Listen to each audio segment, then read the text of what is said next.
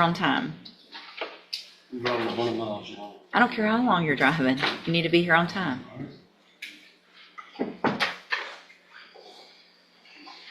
I'll recall. I mean, what happens if even if you're late, I could forfeit your bond. I don't want to do that, but I definitely don't want an attitude about that either. All right? This judge is not playing today. And honestly, rightfully so, when you're out on bond, punctuality ain't optional, it's a condition. One wrong move, and boom, bond revoked. Would you risk jail time over being late? So, did you get someone hired, Mr. Holman? I'll talk to Mr. Ralph Kimler. I got an appointment with him Friday to see if he want to represent me. Why do you just have an appointment that's coming Friday when you've had 30 days? Well, he just scheduled me to come this Friday. Okay. Talk to him in person about the people and everything. Right, I understand that, but so when did you call him to set that appointment up? Last week, the week before. But you've been talking to Mr. Kimler since the time before. Before. You have 1 week. You need to get Mr. Kimler hired before next week, or you're going to be back here Monday. If you don't hire him, then we'll do some paperwork to see what your finances are. If you can afford it, then... We're going to do the paperwork today? No, you need to get Mr. Kimler hired. You've told me over and over that you can hire him, right? All right, yeah. I mean, if you haven't gone in person, then you don't even know what... Are you working? I'm slow right now. But you're working. Then get an extra job if it's slow. You've been coming here for several months now. Same instructions every time. You need to get Mr. Kimler hired before next week. I'm resetting your case for 1 week. Step in front of the clerk. She'll give you a reset notice. Ms. Martin, come forward, please.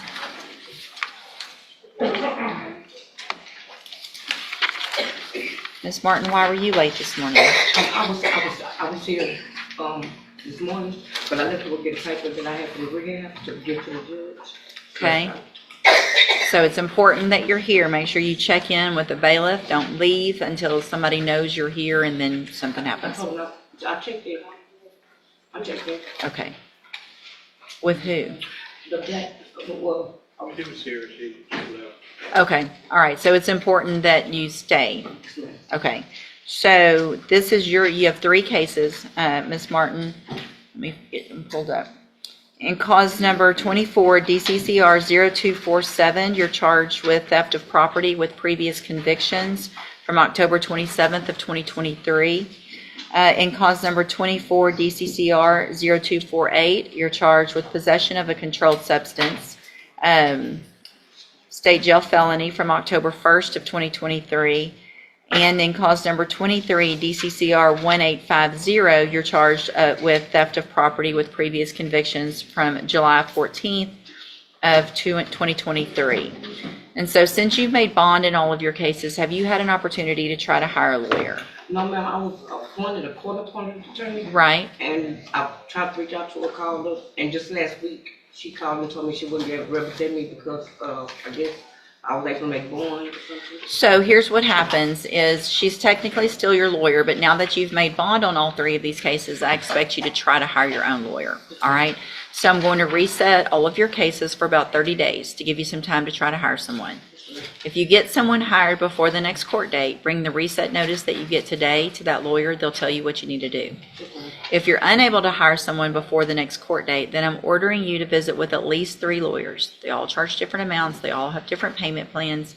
Bring me back the names of the lawyers that you've talked to when you come back so that I know you're trying, and we'll just... Let's break this down. Once you're out on bond, the court expects you to start acting like someone ready to take responsibility. Visiting 3 lawyers. That's not just busy work, it's proof you're trying. But here's a question. Should someone still struggling with addiction really be expected to handle all that alone? Discuss options. If you don't do that, then when you come back, you run the risk of me raising your bond in all of your cases for not following that court order, and you would have to go back to jail. Do you understand? And what did you bring? It's like, Just... I'm sorry.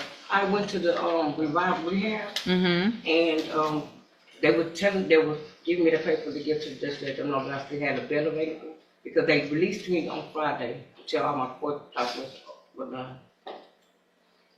Okay. So you were staying there before? Yes, I checked in on Monday. Last week? Yes, ma'am. Okay, so did you stay clean this weekend, or you I'm not gonna lie, I tried, but it was hard. have a seat in the jury box? Let me get you tested. Oh, wait, I don't have it yet. Give me just a second.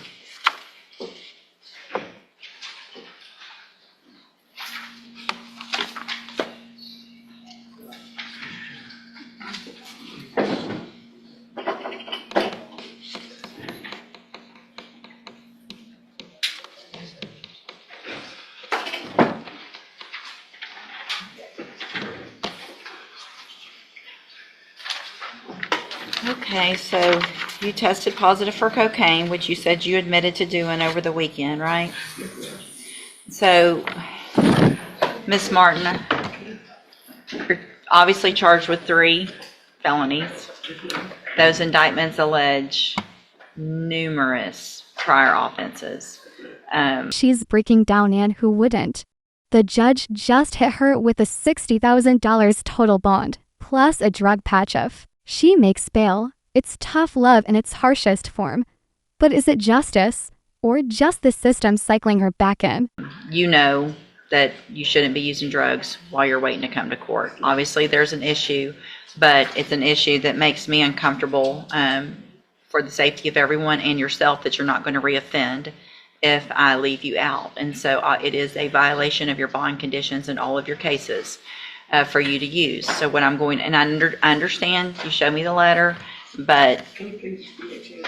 When I come back, I'll it's, read it. well, here's the thing. Not today. Not today. I can't. It makes, I understand. Listen, you take a breath and dry them up, okay? I'm not saying you're not going to get some opportunity, but today, in order for me to ensure the safety of you and everyone else around, I'm going to find that you violated the conditions of your bond in all 3 of your felony cases, and I'm going to raise your bond in each of your cases to, what are they set at now? Let's see, hold on. I'm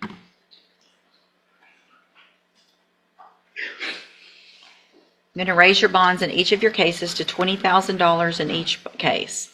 A condition of the bond in each of your cases, if you make it, is that you have to have a drug patch on at all times. And you would have 24 hours from the time you're released from custody to get that drug patch on.